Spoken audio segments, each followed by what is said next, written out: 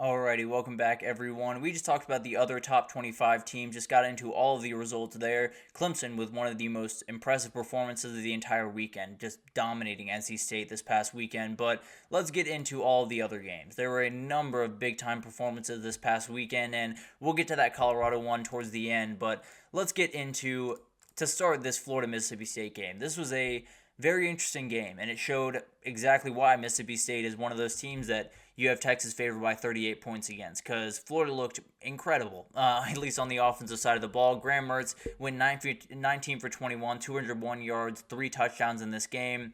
He was perfect. And then DJ Lagway went 7 for 7, 79 yards. So everything went about as well as you could possibly hope from the Florida side of things, and that's exactly what you need right now. Billy Napier is going to be your coach for at least a little bit longer, I think maybe throughout the rest of the year, and you might just have to settle in with this one. So getting this performance is absolutely huge. Mississippi State did lose Blake Shapen for the year in this game, and a huge loss for that team. Definitely a quarterback that has the ability to run this offense at a very high level, just hasn't quite hit that stride yet. Michael Van Buren is going to take over for that team, and he's got to go to Texas for his very first start. So not necessarily the greatest start for the kid. We'll see what he can do, but it's one of those things that Mississippi State is just so far from where you need to be right now. I think it'll take time over there. I think Jeff Lebby has a really solid plan and one of those teams that is going to be dangerous coming forward, but they're very far from where they need to be right now, and I would not be surprised if they were sitting at the very bottom of the SEC at the end of the year.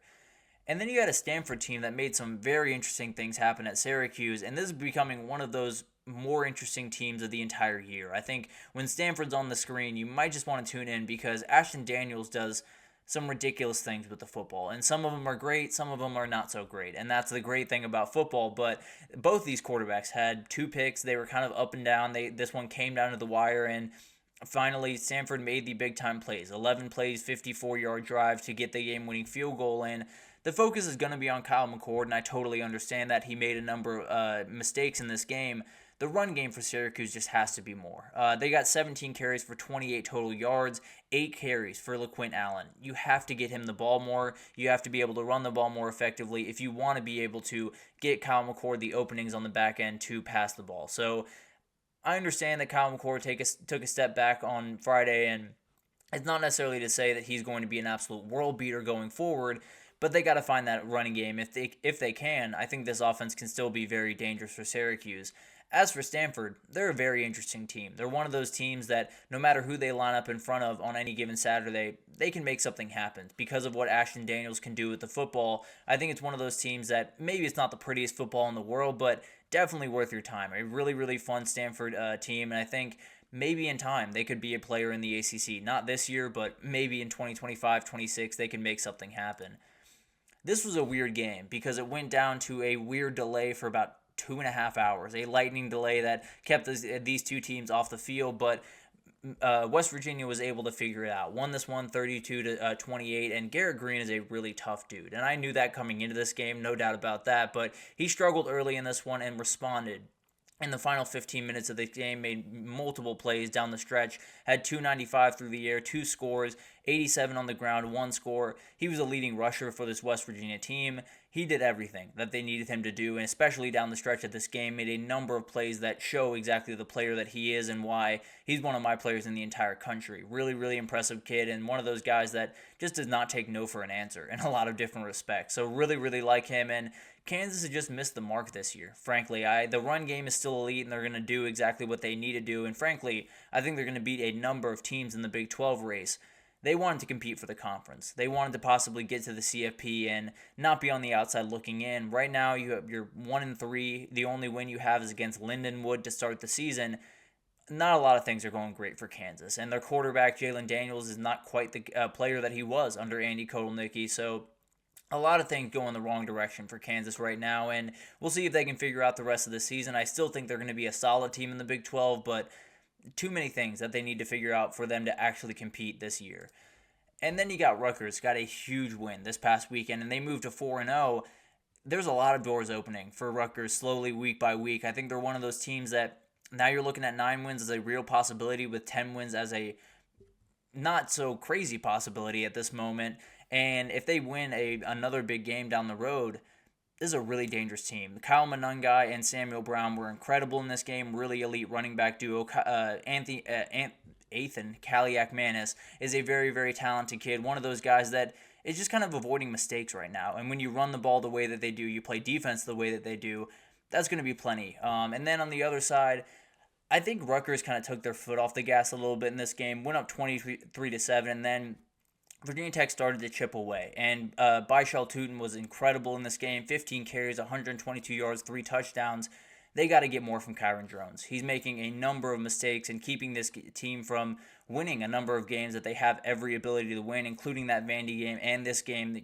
Just too many mistakes on that side of the ball. And one of those things that you have a very talented veteran team, but you're missing the mark because you're letting teams come back in these games. You're letting teams get those early leads, and then you don't have enough firepower to come back. So, huge win for Rutgers. They are a player in the Big Ten. I don't necessarily think they're going to beat the elite teams out there, but I think they'll beat a lot of teams below them. They have a Nebraska game in a couple of weeks that if they win that one, things get really interesting in this race, and maybe a team that might be able to sneak into the playoff. I know that sounds crazy right now, but this is a really dangerous team that's playing really good football right about now.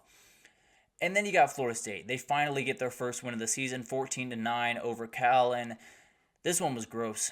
Florida State did get the win, don't get me wrong, that is a plus, but man, this one was tough to watch for a number of different reasons. The Florida State defense was incredible, and that's absolutely huge for them going forward, and something that you kind of expected to have from the first game of the season, but they finally come along and have finally played really, really good football. I think this is one of those teams that is probably just going to have to win games like this. They're probably going to have to win games, 14-9 or 10-3 or really, really gross games offensively, but their defense plays elite football, and I think they have every ability to do that. I don't think they're going to beat the elite teams out there like Clemson, Miami, all of those teams that are going to be really tough to fully keep under wraps offensively, but there are plenty of teams out there that they can beat this way.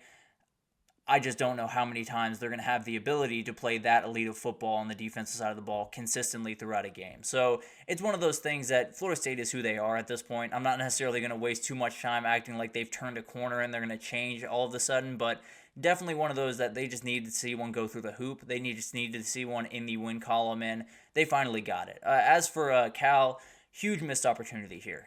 You could have gone to 4-0. You could have been a team that was 1-0 in conference and has a lot of confidence going forward, kind of like that Boston College team that we'll talk about here in a second, or Syracuse, or one of these teams that is just kind of hanging around. Maybe is not the most elite team in the world, but is doing enough to win these close games and move on to the next week.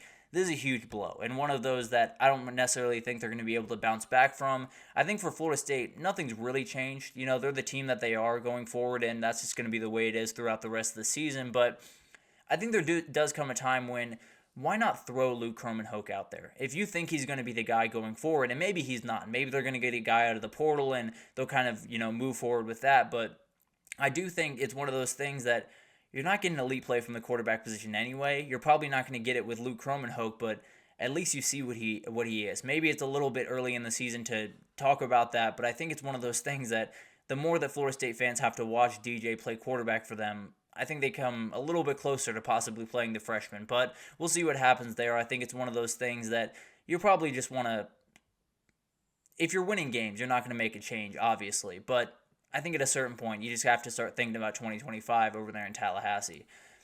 A huge win for Iowa this past weekend, and one that was a little bit sketchy at a certain point in this game. Was 14-14 with Minnesota, but they were able to win this game 31-14, pulled away late, and Caleb Jackson is incredible. He's been probably the second best running back in the entire country behind Ashton Jeanty thus far. 21 carries, 206 yards, 3 touchdowns in this game.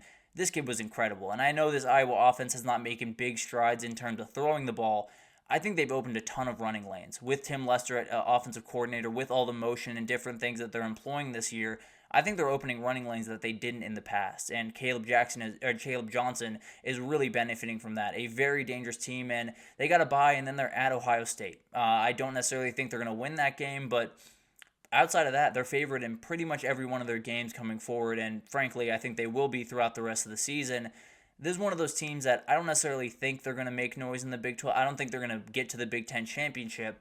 There's a lot of games in front of them that they should be able to win following this formula, and if they can, then it gets really interesting in a hurry for Iowa. Cannot wait to see what this team can become, and if Caleb Johnson's running that way, then this is definitely a very interesting team. I can promise you that. And then Boston College got the big-time win in the red bandana game over Michigan State. This one was a little bit gross. It was rainy. It was all over the place. There were a number of mistakes, especially from Aiden Childs with 3 INTs in this game, but Boston College got it done. Thomas Castellanos went 10 for 16, 140 yards, 1 touchdown throwing, so nothing overly special, but frankly, they were going to keep it on the ground a lot in this game, and that's exactly what they did. Were able to get the win, and they continue to impress me. I don't necessarily think they're an elite team that's going to be able to, make the playoff or do anything crazy this year, but they keep making the play in front of them. They keep making the right play and keep not making mistakes that let teams back in these games. It's a huge reason why they beat Florida State. It's a reason why they won this game. And frankly, it's a reason why they're going to be dangerous throughout the rest of the ACC schedule. I think they're so interesting. They're one of those teams that no matter who they're playing, whether it's Clemson or Miami, I don't know how many of these teams they play, but let's just say they play the elite teams in the conference. I don't think they're going to shy away from any challenge, and I don't think they should. They've been really, really impressive thus far, and one of those teams that, if you got Thomas Castellanos, things get very, very interesting in a hurry. And then they have Western Kentucky next week, and then ACC play starts with at Virginia, but this is a really dangerous team, and one that if they get a couple of things, little things fixed in that team, they can make all types of noise in the ACC. And then Michigan State I would strap in for 2025. I think this is going to be an interesting team the rest of the way because of how Aiden Childs plays, but I do think this is one of those teams that is going to be able to get things going. I think that with a one transfer portal class, with one recruiting class in there, things can get more interesting, but right now they're just very far from where they need to be, and they have Ohio State next week, so I don't think it's getting any prettier for the Spartans as of right now. And then we had maybe the game of the weekend, right up there with Washington State, San Jose State, because this game was insane and absolutely incredible finish and ridiculous throw from Shadur Sanders for that touchdown to LeJontay Wester. Insane catch in the rain by LeJontay Wester, and then a remarkable play by Travis Hunter to finish it off. Colorado just keeps responding. I think it's one of those things that last year, I don't think they win this game. I don't think they have the dudes to win this game on the defensive side of the ball, but also I don't think they had the mental toughness to win a game like this a year ago. Now they do, and that's kind of the biggest difference in this team. I still have my worries about them, and I still think they're going to, for the most part, struggle in the Big 12. I still think they'll win a couple of big-time games, but I think there are a number of issues with this team that are going to take a little bit of time to fix. That being said, they've made big-time strides this year. They've done a lot of really big-time things, and one of those things is just letting Shadur Sanders stand upright. It hasn't been perfect by any means on that offensive line, but they've done enough, and that's really all you need from them. When you can give this guy just a little bit of time to work, he's going to do incredible things. I can absolutely promise you that. So just keep him upright as much as you can throughout the rest of the season, and then maybe some things can happen. They do have UCF next week, and it'll be definitely a challenge for that offensive line going up against a guy like Nigel Kelly, but overall, I think this is a very dangerous team. If they win that game at UCF, they become a very interesting team in the Big 12. And then this might be it for Dave Aranda. Came into a really good situation, took them to the Big 12 title, and was a really interesting program for quite some time.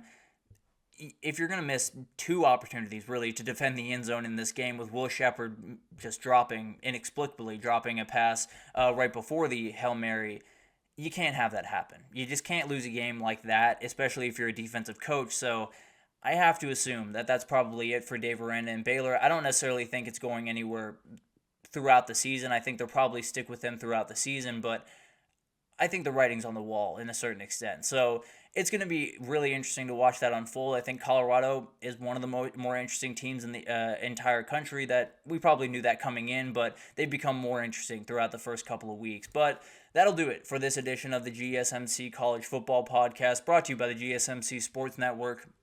Your support means a lot to us, so please remember to subscribe to the show, leave a positive review. It does make a huge difference for us. Also, follow us on Facebook, Twitter, TikTok, Instagram, all the social pages for all the content and updates you could possibly need. We have really incredible people doing awesome work across every single sport you could want. So anything in the world of sports that you need, come on over to GSMC and we have you totally covered. But thank you once again for listening, and I will see you guys tomorrow.